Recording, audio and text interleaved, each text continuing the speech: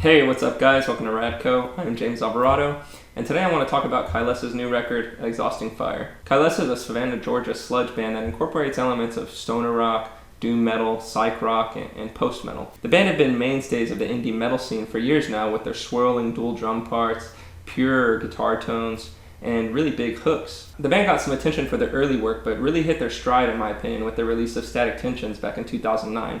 To me, that's an essential record in this genre. They followed that album up with Spiral Shadow in 2010 and Ultraviolet in 2013. And while Spiral Shadow probably got a little bit more critical acclaim, I found myself enjoying Ultraviolet a little bit more. Mostly for the real cohesive way the band displayed their influences on that record, and also it just had some of my favorite vocal moments and guitar riffs in the band's discography. So now here with Exhausting Fire, let's talk about the positives first. The instrumentals are great on this record. The band's more spacier, psych moments feel like they have much more purpose and a lot less thrown in than they have in the past. Though I do feel like they meander a little bit on the lead track Crusher and on Moving Day. But beyond that, this album has to be their most densely packed with riffs. Seriously, it's the riffs per capita on this record are through the roof. That's a real metric, right? I'm sure in a glass box in some bunker somewhere they've got a sealed copy of Dope thrown for us to measure records to when it comes to riffs. Anyway, tracks like Blood Moon, Inward Debate, Night Drive, Growing Roots, they all have some really great stuff going on them on the guitar side of things. But while we're on the topic of riffs, some parts sound a little bit too familiar to me. Like on the track Crusher, the main riff of that song reminds me a lot of the riff off of Steady Breakdown off of Ultraviolet. It sounds really the same, just with a different note selection to me. Then there's the riff that comes in after Laura Pleasant's vocal part on Lost and Confused. That just sounds like a rework of the main riff of Tired Climb off of Spiral Shadow. And I don't know how much of a big deal it is. You know, it's their riffs to do with what they will. If they want to rework them or retool them for their own albums later on, I guess it's not a big deal.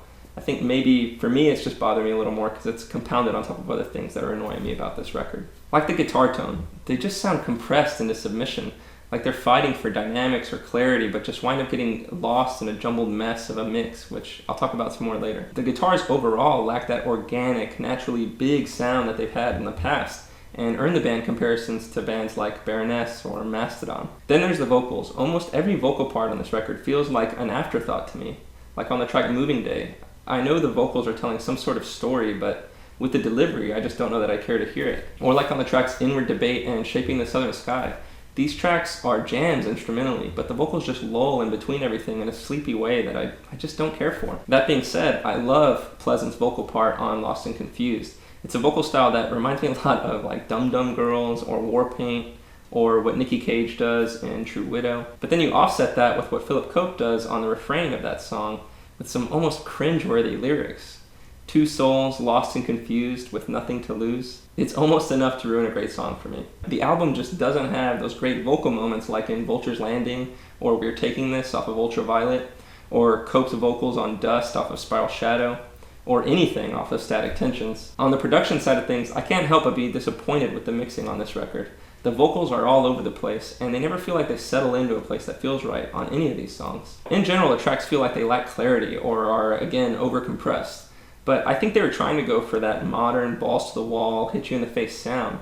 But Kylesa has a much more broad palette of sounds as compared to a band like Torch or Mutoid Man or High on Fire. You have to be careful with the way you balance that with all the other things going on sonically. And while I admire the effort to do something different on this record, it just didn't pay off for me. Last complaint on the production front is the drums.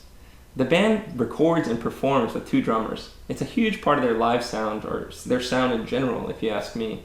And you would never infer that from listening to this record. I'm feeling a 6 to a 6.5 on this thing. I still give it positive marks because seriously, this record is a gem when it comes to the riffs and the arrangements. I'm just disappointed that the band wasn't firing on all cylinders here. The vocals wouldn't be a huge deal breaker to me if it wasn't for all the other complaints I have when it comes to the production. I still love the band, I still dig their catalog, I'll still listen to their next record. This one just didn't do it for me. You can't win them all, I guess. So what did you guys think of it? Let me know in the comments below. You can follow me on all social media at radco. Check out radcompany.com. Send me an email at contact@radcompany.com. And yeah, I'll catch you guys next time. Bye.